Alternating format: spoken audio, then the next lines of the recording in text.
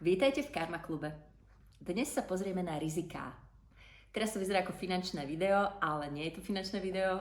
Budeme hovoriť zase tak trošičku o tom hovnožrúdskom perfekcionizme, ktorý sme spomínali minule vo videu. Takže moja otázka na vás je, aký nudný môže byť až váš život bez rizika? A prečo vlastne neriskujete? Prečo sa niekedy držíme v tých bezpečných uličkách a kľúčkujeme len, aby sme sa nevystavili nejakej kritike? A čo si hovoríme, kebyže urobím niečo neperfektné, keby teraz ste ukázali niečo, na čom ste už pracovali v tomto kurze a povedal by, no Ježiš, to je hrozné. Zrútili by ste sa z toho? Bojíte sa toho, že niekto povie, Bože, vyzeráš jak blbec, alebo vyzeráš jak trapka? Pretože niekedy to hovoríme sami sebe. Bojíme sa, Ježiš, budem vyzerať jak trapka, budem vyzerať jak blbec.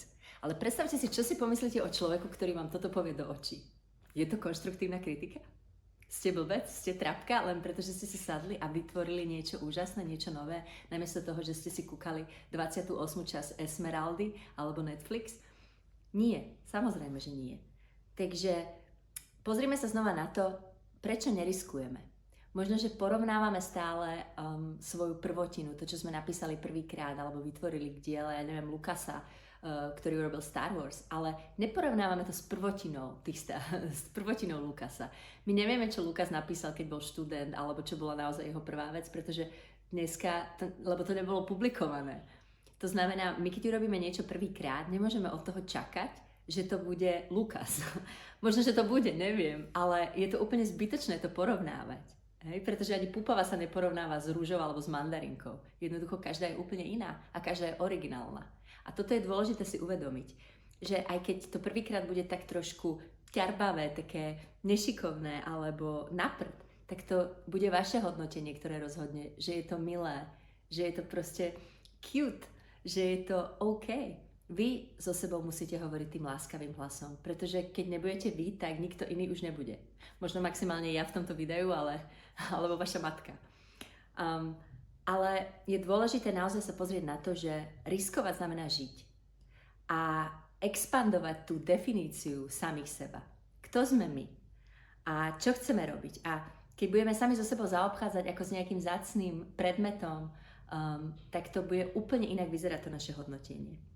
Takže nemôžeme si byť istí nejakým úspechom, pretože čo je to úspech? My to definujeme. Podľa mňa úspech je to, keď si naozaj dnes sadnete, alebo ste si sadli včera, alebo kedykoľvek a niečo vytvoríte namiesto toho, aby ste konzumovali. Takže si nedáte tú horálku, nedáte si ten Netflix, ale vlastne vytvoríte niečo vy zo seba. A to je úspech, podľa mňa.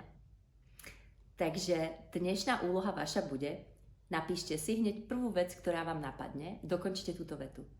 Keby som nemusel urobiť veci perfektne a dokonale, tak by som, a doplňte si, čo by ste urobili.